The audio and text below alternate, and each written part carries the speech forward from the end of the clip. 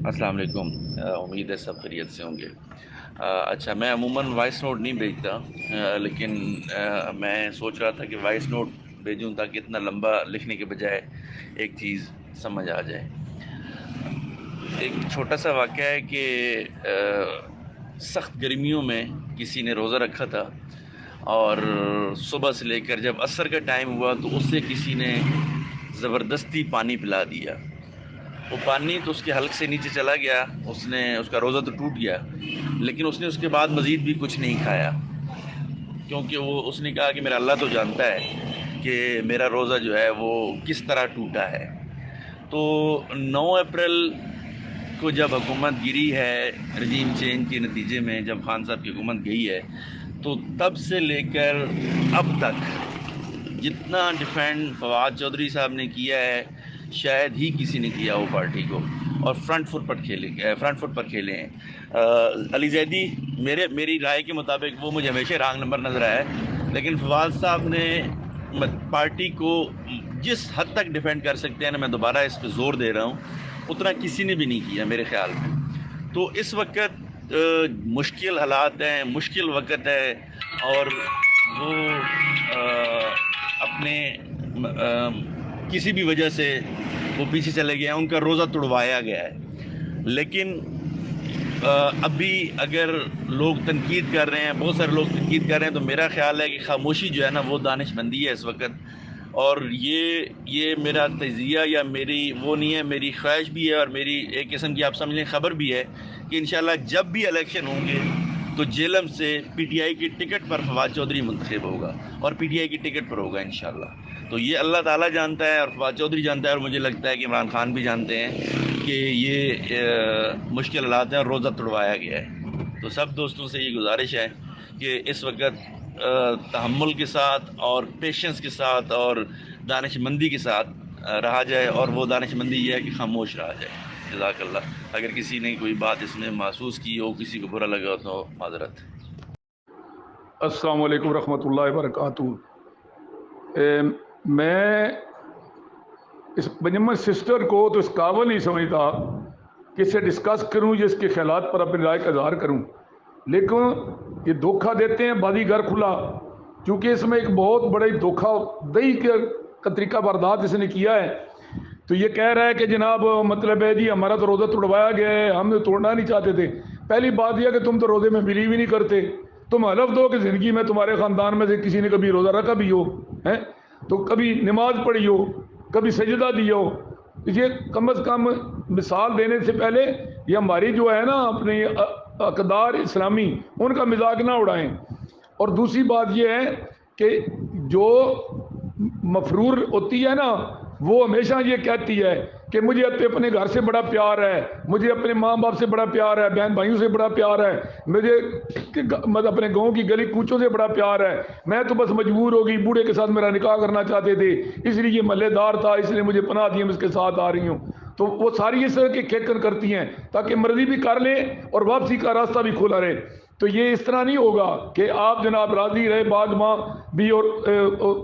बागबां भी खुश और राजी रहे सयाद भी, ये दो काम नहीं हो सकते।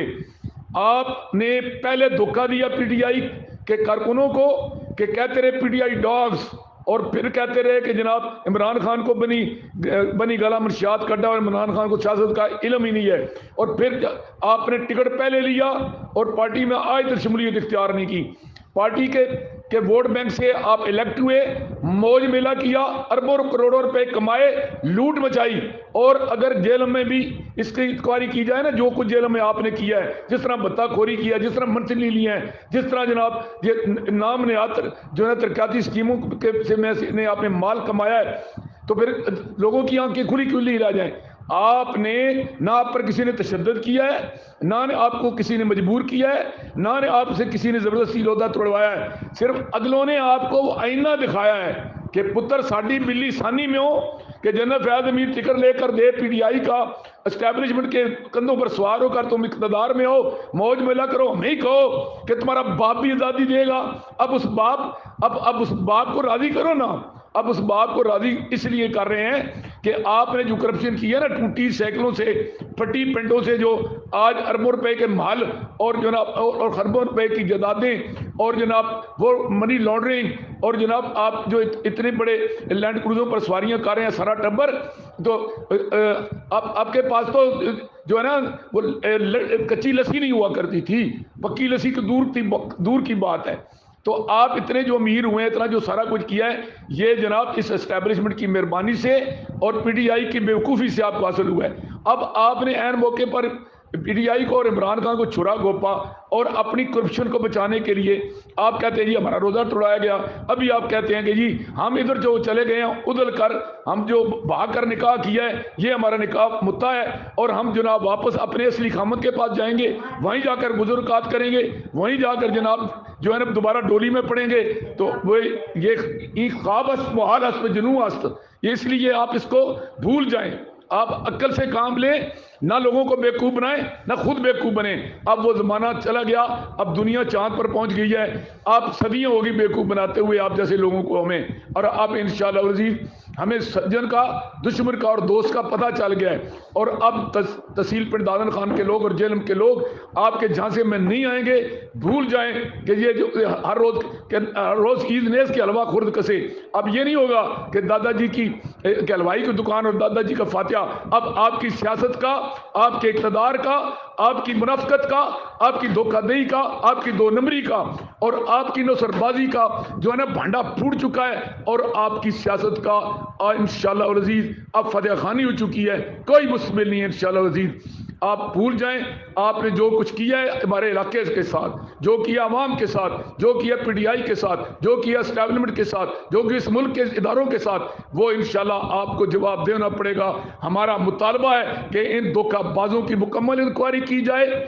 ایک ایک کی جائیداد کا تجزیہ کیا جائے، ایک ایک کے کردار کا ریکارڈ چھانٹا جائے۔ یہ بجمن صرف تینوں بھائیوں اور ان کے وہ ماموں صاحب شہباز صاحب اور ان کے وہ جناب فرسٹ کزن جناب جنہوں نے ٹکٹ واپس کیا ہے، اس سے تو فواد چودھری سے تو روزہ توڑوایا گیا، تمہیں کیا تکلیف ہوئی تھی؟ تم کیوں پارٹی عہدے سے بھاگے ہو؟ غلام ضرورت کو کیا تکلیف ہوئی تھی؟ وہ کیوں بھاگا ہے؟ اس نے ٹکٹ جو 50 روپے ریڈی والوں سے لینے والا بھتا، اس نے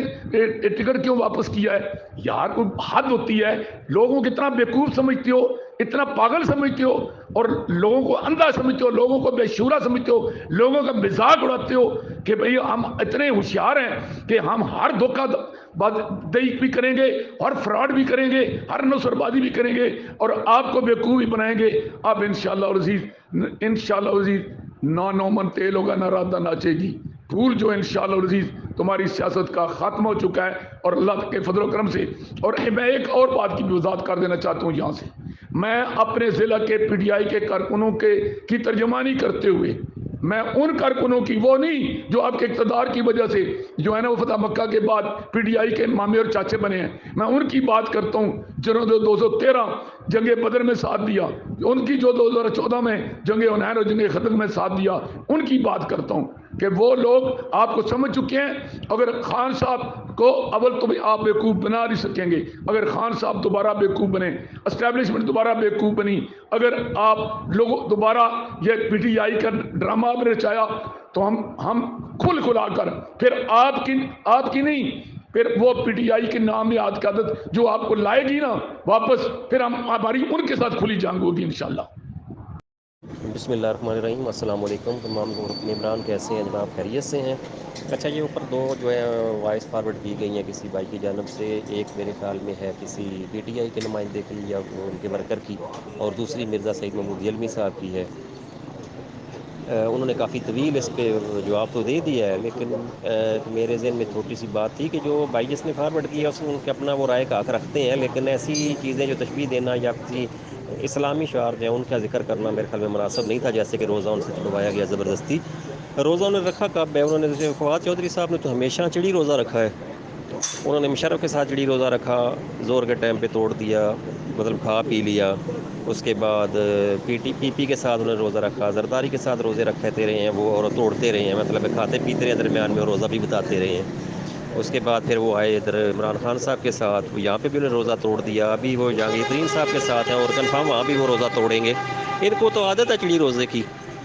لہٰذا بھائی ان سے کوئی بعید نہیں ہے۔ یہ آپ جو کہہ رہے ہیں ان کی بات یہ ٹھیک بھی ہو سکتی ہے، کل پھر یہ جا کے اپنے عمران خان صاحب سے معافی تلافی کر لیں، کیونکہ ان کی مسز تو ابھی بھی اسی میں لگی ہوئی ہیں۔ وہ آج تک انہوں نے اپنی ڈی پی سے وہ نہیں اتاری تصویر ان کی عمران خان کی، وہ تو ابھی بھی عمران خان کو ڈیفینڈ کر رہی ہوتی ہیں، اور آئی تھنک ہو سکتا ہے ان سے زیادہ وہ ایکٹیو ہو جائیں، اور یہ بھی پاسبل ہے، ہو سکتا ہے وہ ٹکٹ لے لیں پی ٹی آئی سے، اور محترم فواد چودھری صاحب جو ہیں وہ جہانگیر ترین سے ٹکٹ لے لیں، یہ پاسبل ہے۔ پاکستان کی سیاست میں آپ دیکھ لیں کافی سارا ایسا طرح کہ میاں نون لیگ میں، بیوی پی پی میں، ایک بھائی نون لیگ میں، ایک پی پی میں، اس طرح چلتا رہا تو یہ بھی پاسبل ہے، میاں جو ہے وہ جے کے ٹی کے ساتھ اور بیوی جو ہے وہ عمران خان کے ساتھ، یہ پاسبلٹی ہے، اور سرپرائز مل سکتا ہے جیلم کی سیاست میں۔